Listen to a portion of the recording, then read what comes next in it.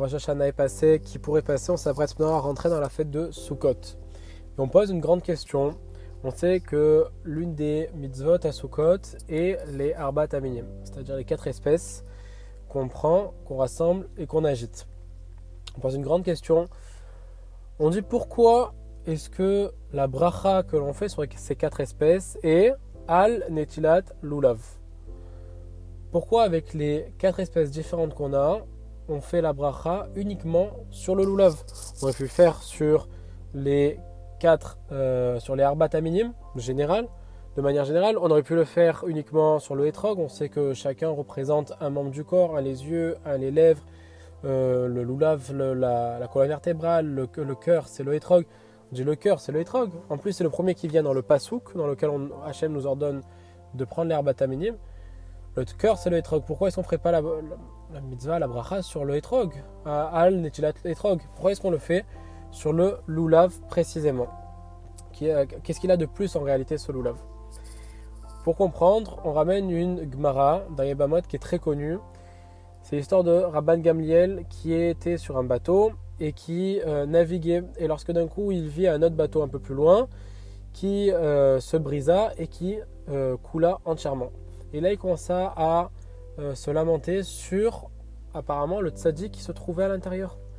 Voilà, qui continue de naviguer et d'un coup il voit Rabbi Akiva monter sur son bateau. Et là il dit Rabbi Akiva, c'était bien toi qui étais dans le bateau qui vient de couler? Lui dit oui, c'était moi.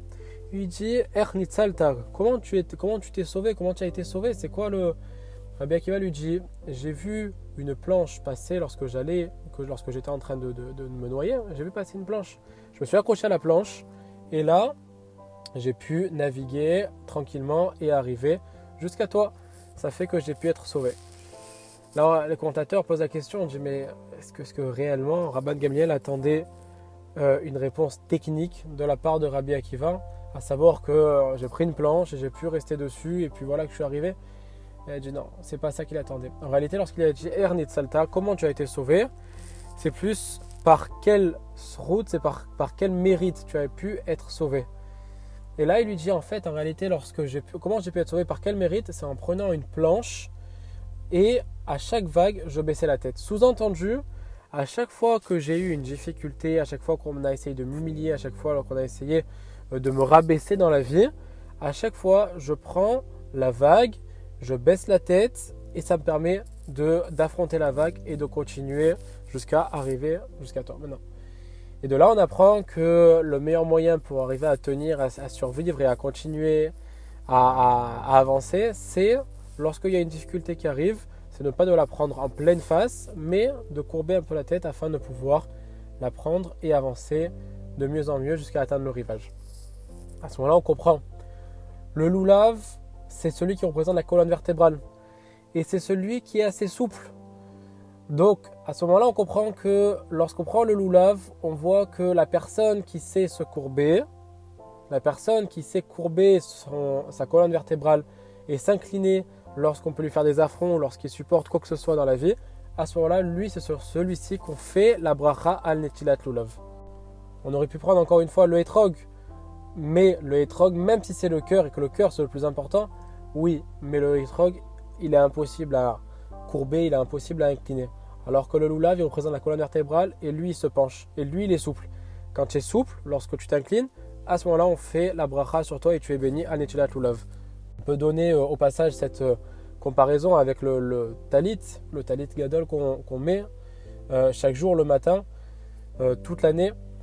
On fait la bracha dessus de Al Mitzvat Tzitzit. On pose alors la question, pourquoi faire la bracha de Al Mitzvat Tzitzit? Si on prend le talit, on aurait dû faire Al Mitzvat Talit, ça paraîtrait plus cohérent. On te dit non. Le talit, c'est celui que tu mets sur toi, celui qui est plus en hauteur. Mais les tzitzit, si on regarde bien, les franges donc, qui tombent aux 4 côtés, c'est ce qui est le plus bas. C'est toujours vers le bas, ils sont toujours proches du sol. C'est toujours ceux qui tombent autour de nous. Sous-entendu que si tu sais t'incliner, si tu sais ne pas avoir de l'orgueil, si tu sais être au plus bas, à ce moment-là, c'est toi qui es béni et c'est toi qui reçois la bracha et c'est sur toi qu'on fait la bracha. Après avoir donné cet enseignement, le Rav Metzger nous ajoute que le meilleur moyen de savoir s'incliner et savoir affronter, c'est uniquement lorsqu'on enlève tout orgueil de notre cœur. Et c'est exactement à cette fête qu'on peut arriver à atteindre cet objectif-là. Pourquoi ?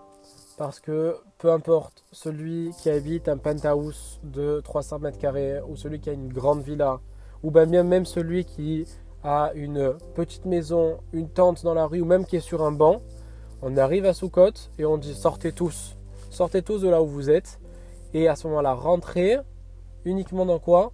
Dans une soukha. Et la soukha a la particularité, ok les murs on peut les faire en fer, on peut les faire en bois, on peut les faire en pierre, mais regardez vers le ciel.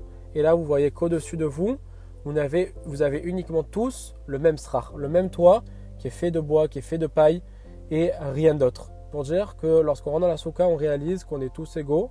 Et à ce moment-là, lorsqu'on réalise ça, on peut qu'avoir uniquement de la hanava, uniquement de l'humilité. Et si tu as de l'humilité, à ce moment-là, tu sais t'incliner. Et si tu sais t'incliner, à ce moment-là, tu reçois la bracha sur toi. Chag Sameach.